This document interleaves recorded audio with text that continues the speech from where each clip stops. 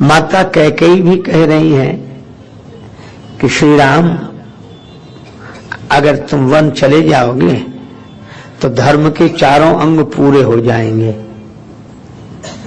तुम्हारे पिता ने जो वचन दिया है मुझे, वह पूरा हो जाएगा और वे सत्यवादी कहलाएंगे।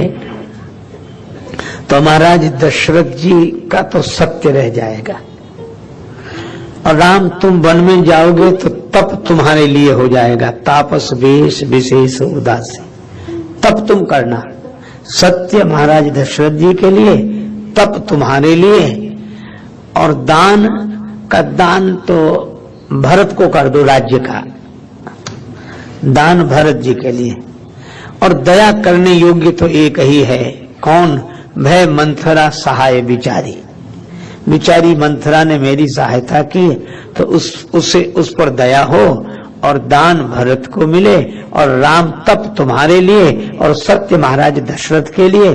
धर्म के चारों अंग पूरे हो रहे हैं। तो मैं तो धर्म की ही बात कह रही हूं और तुम धर्म की स्थापना के लिए आए हो, तो यह कार्य अवश्य करो। अब तार्किक ढंग से तो ये बात बड़ी उचित लगती है कि धर्म के सचमुच चारों अंग पूरे हो रहे हैं, पर नहीं, यह दिखाई दे रहा है धर्म, पर धर्म नहीं है। क्यों नहीं है?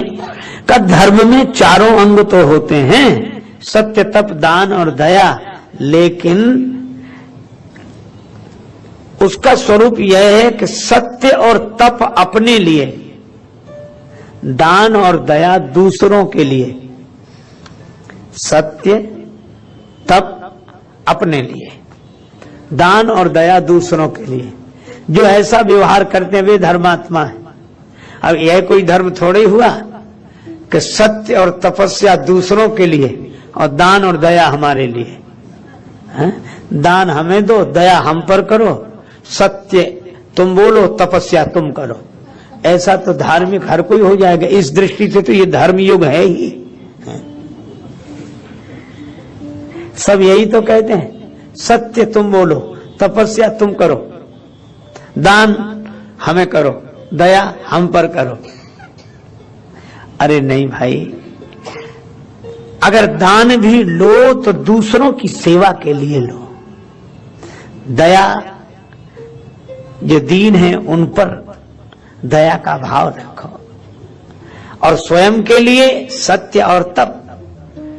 कबीरदास जी स्वयं स्पष्ट कहते हैं, मर जाऊं मांगू नहीं अपने तन के काज। मुझे क्या चाहिए? अच्छा, सचमुच साधु को क्या चाहिए?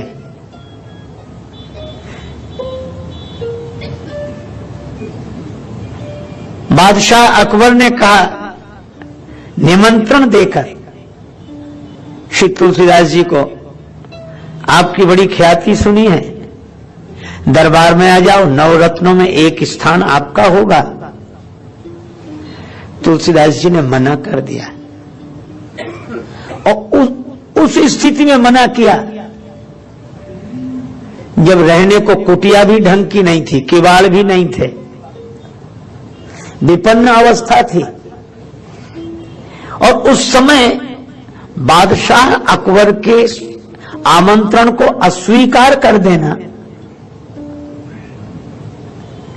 अभिमान पूर्वक नहीं, विनम्रता पूर्वक। संत का कृत्य अभिमान से जुड़ा नहीं होता, हां स्वाभिमान से जुड़ा होता है। यही लिखा बादशाह अकबर के आमंत्रण के उत्तर में तुलसीदास जी ने कि आपकी सद्भावना के लिए साधुवाद, किंतु जो एक जगह नौकरी करता हो वो दूसरी जगह नहीं कर सकता। मैं कहीं नौकरी करता हूं और छोड़ सकता नहीं हूं। क्यों? लिखा पढ़ी हो गई है, अब पक्की लिखा पढ़ी है। और उन्होंने दोहा लिखा, कहां नौकरी करता हूं और लिखा पढ़ी किस रूप में हुई? उन्होंने कहा, हम चाकर रघुवीर के, हम चाकर रघुवीर के पटो लिखो दरबार। दरबार में पट्टा लिख गया है। और तुलसी अब का होंगे नर के मनसबदार। अब मनुष्य की नौकरी क्यों करेंगे? जो नारायण की सेवा करता हो, नारायण की नौकरी करता हो, नर की क्या सेवा करेगा? किसी ने कहा कि बाबा आपने बादशाह को कुछ नहीं समझा, और इस अवस्था में जब आपके पास कुछ नहीं है, लोग तो चेष्टा करते हैं कि किसी तरह हमें भी प्रवेश मिल जाए, और आपको स्वयं बादशाह बुला रहा है और आप दरबार के आमंत्रण को अस्वीकार कर रहे हो। आपने बादशाह को कुछ नहीं समझा। तुलसीदास जी मुस्कुराकर बोले, ये तो बादशाह है। तीन टूक कौकीन के अरु भाजी बिन लौन, और तुलसी रघुवर उर बसे, तो इंद्र विचारो कौन।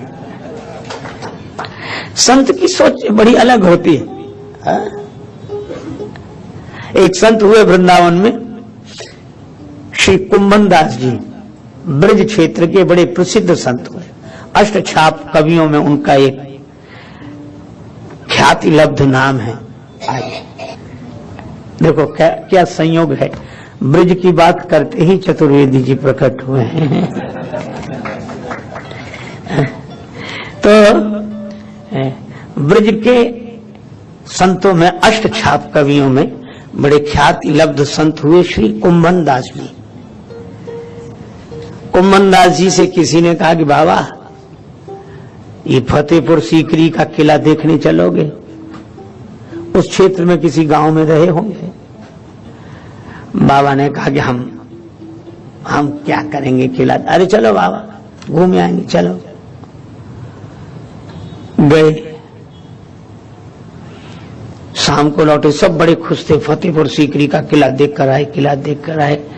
संत कुंभन दास जी से साथियों ने पूछा, बाबा कैसा लगा किला? बाबा बोले कि हम तो बेकार ही गए। कहा क्यों गए? कहा कि संत को कहा सीकरी सो काम। उनका पद है, संत को कहा सीकरी सो काम, आवत जाति पनैया टूटी, बिसरी गयो हरि नाम। संत को कहा सीकरी सो काम।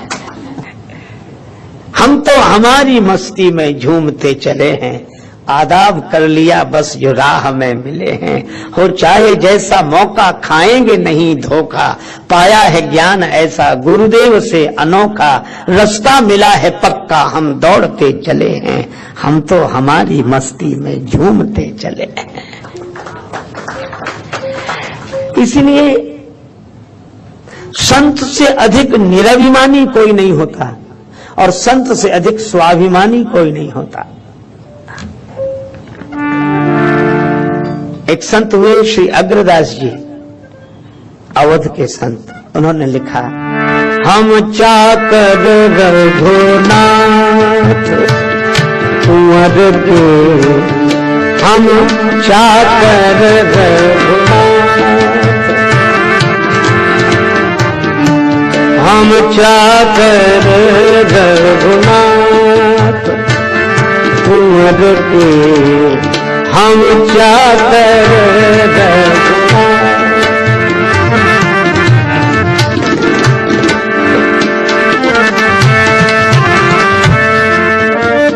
आशिक नहीं काहू नारी नर के, चाकर कुंवर के, हम चाकर रघुनाथ।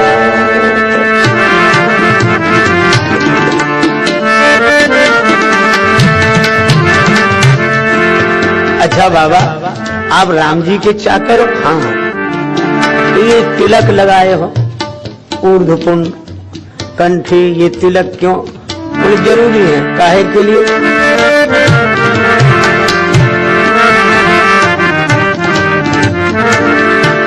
जम के दूत निकट नहीं आवे, जम के दूत निकट नहीं आवे, द्वादश तिलक देख रघुवर के, हम चाकर रघुनाथ के, हम चाकर रघुनाथ के, हम चाकर रघुनाथ।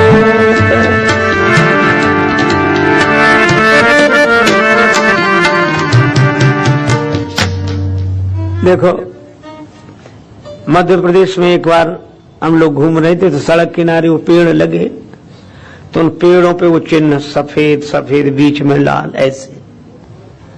तो एक सज्जन से किसी ने पूछा कि ये क्यों? कहा ये सरकारी चिन्ह है।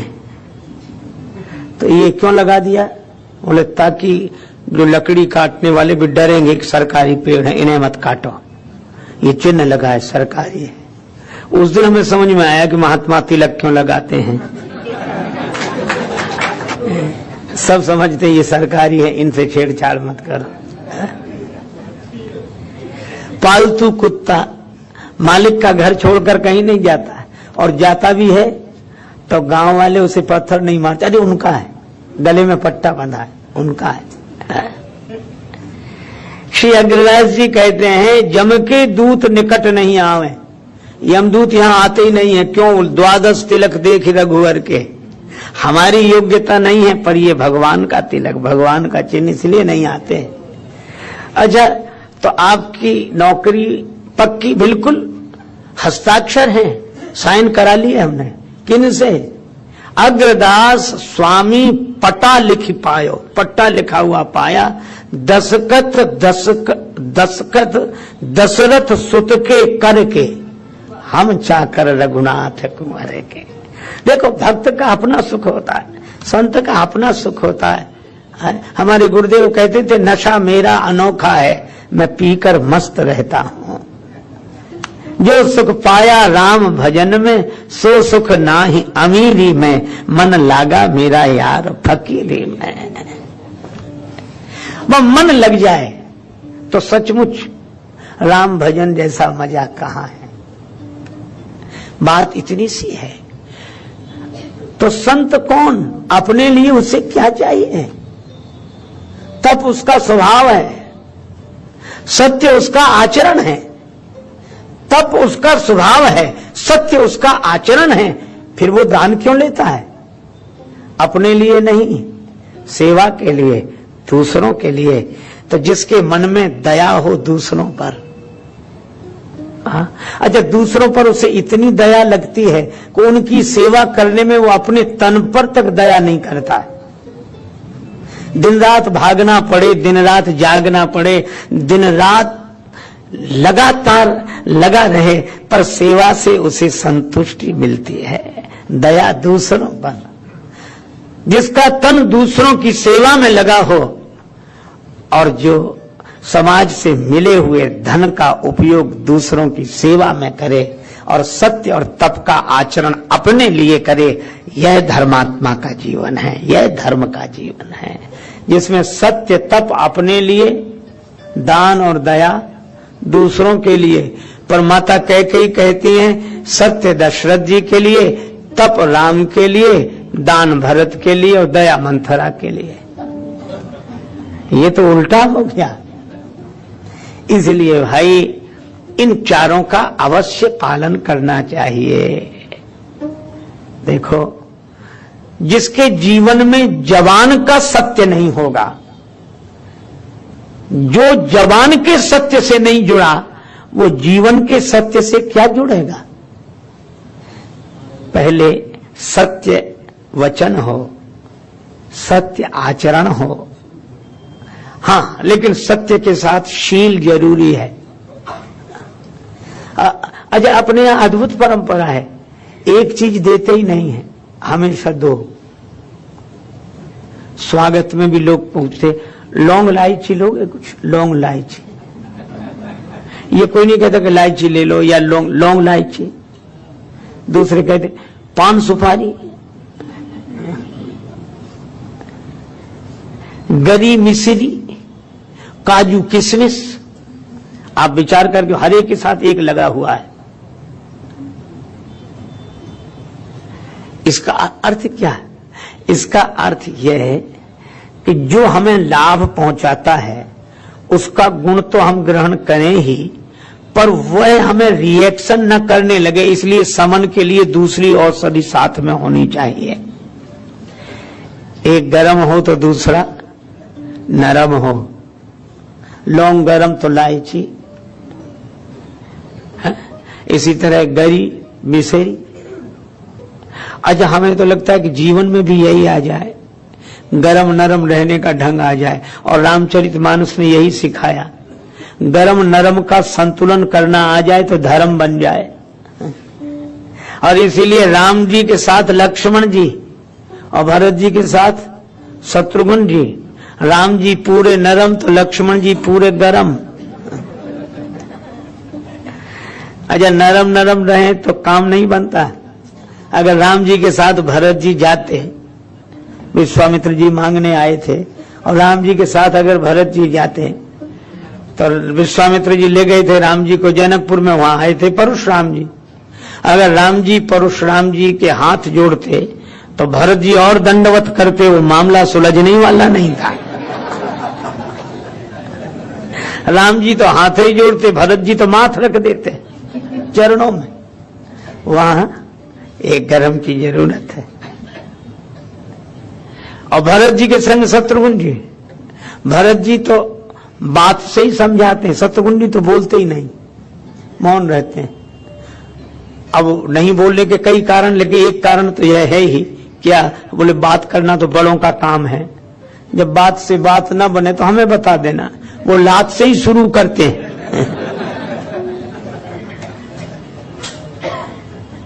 जरूरत है, लेकिन आपने एक बात देखी, ये सही है कि नरम गरम दोनों हैं, पर बड़ा भाई नरम है और छोटा भाई गरम है, चाहे राम लक्ष्मण हो चाहे भरत शत्रुघ्न हो। इसका अर्थ है कि गर्मी तो रहे, पर गरम नरम के कंट्रोल में रहे। आग भी जरूरी है, आग से घर चलता है, लेकिन उसी आग से घर जलता है। आग चूल्हे की सीमा में रहे तो घर चलेगा, भोजन बनेगा, और सीमा छूट जाए तो उसी से घर जलेगा। तो गरम तो रहे, पर नरम के कंट्रोल में, नरम के अधिकार में। अच्छा, आप ऐसे सोचो, लात नीचे है मुंह ऊपर है, बात यहीं से होती है। लात नीचे है, इसका अर्थ है कि लात के ऊपर बात रहनी चाहिए, बात के ऊपर लात नहीं रहनी चाहिए। कि बात से बात बने तो बड़ा अच्छा है। ये एक घर में पति आया बड़ी देर से, सामाजिक आदमी था, सेवा का काम करता था, तो देर सवेर होना जरूरी। और पत्नी बहुत नाराज थी, भोजन तो ठंडा हो गया था पर पत्नी गर्म हो गई थी, दाल ठंडी। आते ही बड़ी जोर से चीखने चिल्लाने लगी, इतनी देर से आए तुम्हारे लिए अब